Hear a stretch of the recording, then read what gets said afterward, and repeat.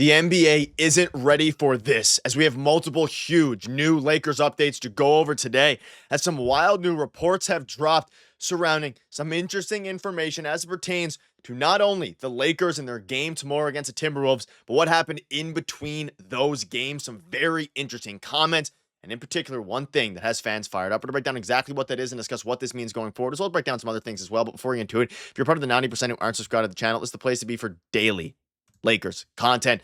Your guys' support has been unbelievable all season long. And now that we're into the postseason, if you guys want to help continue supporting the channel, we're on the road to 20,000 subscribers. Make sure to hit the subscribe button. Thank you guys again for your continued support. Ladies and gentlemen, let's dive right into it today. There's a lot to go over. Now, obviously, the Lakers are coming off of a brutal loss. We have a bunch of updates to go surrounding that. And the NBA is not ready for this, as we have a ton of different fan bases, a ton of different fans of the other team, reporters saying, okay, the Lakers, not saying they're done, but the Lakers are coming for it. They are coming for it. I want to start with this from Austin Reaves. We have a bunch of updates to go over today. He said they were basically asking Austin Reaves how he thought he played against the Timberwolves the other night. He said he played really bad game one and said he wasn't himself. And that's kind of a common sentiment among not only the team, but of course among just the coaching staff, everybody, the front office. It seems that they were either ill-prepared or just not ready for the, Minnesota Timberwolves defense, which was fantastic today, or, last game. It was really physical, and it was very good defense. Now, something that has dropped, which is very interesting, it dropped just a few hours ago from David McMenamin. The Lakers regrouped Monday with their best practice in months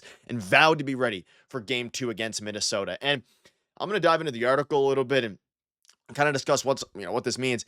Essentially, the Lakers, it seems, and JJ Redick even went on to say that he maybe regrets not having them prepared in the week off. And let's not forget, prior, the end of the regular season to the playoffs, they had about a week off. And JJ Redick revealed that they were not practicing, maybe enough, and they weren't doing enough live scrims, particularly is what they were talking about, which, of course, maybe made them a little bit complacent in the sense of they weren't ready for the physicality of an actual playoff game. And for a lot of these guys, they've been in the playoffs before, obviously talking about, whether that be Austin Reaves, LeBron James, of course, Luka Doncic, all these different guys, Rui Hachimura with the Lakers last year. And before that, it's particularly interesting. It seems they were ill-prepared, but on the flip side of things, I don't think anybody's ready for how locked in they are specifically going to be for this game. Again, the report that came out is that they had the best practice in months. So, I mean, that is a high report to live up to. The exact quote was their best practice in months. They played live for a very extended period of time. And essentially, what this actually means is that they're hopefully they were getting physical with each other and they're actually ready to go. But B, it seems every single person, we have some other updates here in a minute, every single person on that, the practice floor and just even from the media availability, whether that be Austin Reaves, LeBron James, which we'll dive into, Luka Doncic, everybody seems, especially LeBron James and Austin Reaves, ready to go. And they realized very quickly that they got completely outplayed, completely out physical, completely just destroyed from start to finish. And of course, if you've been a Lakers fan for a while, you're probably not worried because it's a classic LeBron James coast game one. But the worrisome side is that this is, JJ Redick is a rookie coach. He's never coached a playoff game before, and it showed a little bit with their preparation level, which is interesting because you have LeBron James, you have Luka Doncic, guys who have been around for LeBron been around forever, and the longest NBA history, and then of course you have Luka Doncic, who's been in the playoffs, made the finals last year, so they should have known what to expect. They should have known what was coming for them. But even Austin Reaves, obviously, this is the biggest role he's ever had on a playoff team, and he came out and he didn't play fantastic. I don't think he played necessarily terrible, but the whole team played bad, and that's why I think no one's ready for the Lakers, specifically following this great practice, to see what's going to happen. But also on the flip side, it's interesting because they probably should have been ready regardless. And you can see this here. JJ Redick explained how the Lakers were not properly organizing game one and how they can correct that Tuesday. And JJ wasn't quick to say that they weren't physical enough even. He said that they thought, a question was asked to JJ basically, how do you adapt to their physicality? Are you trying to tell your players to be more physical? And he basically says, we've been one of the most physical teams in the league all season long. And that is the funny part about this. No matter what, has happened in the regular season, it doesn't really matter now that they're in the playoffs, but they have been one of the more physical teams in the NBA this year, the Los Angeles Lakers. And they have guys like Dorian Finney-Smith. They have guys who can be very physical.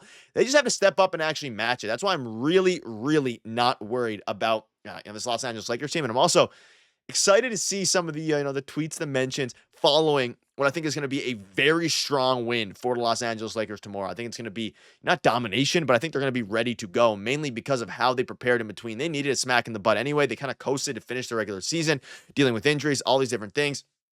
Everything does not matter now besides winning the game, and you have to come out tomorrow and be locked in. And you can also see some other interesting things here. Redick noted that he doesn't think the breakdowns in Lakers defense that allowed open threes to do their coverages against Anthony Edwards. And of course, you know, the big focus is going to be on, on Anthony Edwards on AE, sorry, simply because they don't really have anyone else who can really kill you. Julius Randle did a little bit, Rudy Gobert defensively, all these different things, but no one else is going to be the primary focus for, the Lakers. It's going to be Anthony Edwards. The offense runs through Anthony Edwards. Everything goes through Anthony Edwards. And I think JJ Redick is happy with the way that I don't think the Lakers, I agree with him here. I don't think the Lakers necessarily overplayed Anthony Edwards to the point where they were giving up way too many threes. But I want to dive into this here. The discourse from his fan base has been hilarious since the game 1 loss. I'd be shocked if we didn't bounce back and win tomorrow night, Lakers in 6. And I want you guys to let me know down below.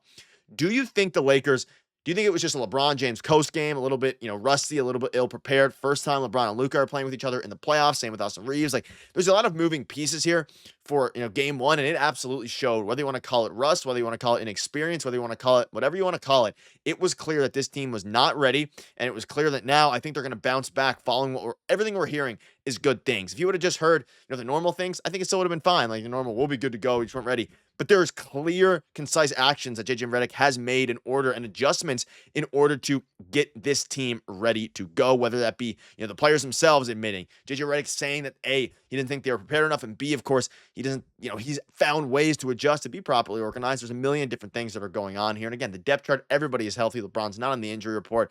And Jackson Hayes is going to be a big question mark once again. He did not play well in game 1. How are they going to manage that? You have Dorian Finney-Smith. He needs to be more physical. He needs to be more aggressive. But at the end of the day, I do ultimately think the Lakers are going to take care of business in pretty easy fashion tomorrow. But also I want to knock on wood a little bit because they got absolutely pummeled in game 1. And I also thought that, they were going to destroy them in game 1.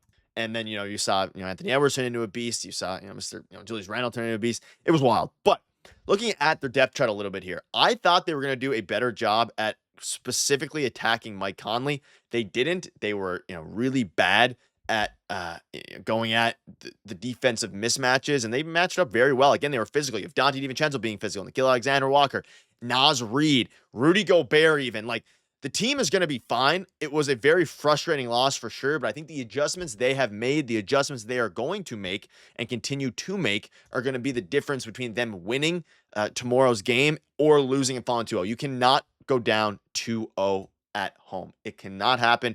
And I don't think it will happen. And one final thing that kind of dives into the importance of this year. You see LeBron James, at this point in my career, I only care about the playoffs. If you had a chance to win and you know you have a chance, then you have to go for it. It doesn't always result in winning. But if you have a chance to say we can beat anyone, it's definitely a drug. LeBron, mind the game. And that was, of course, on the podcast with Steve Nash, mind the game.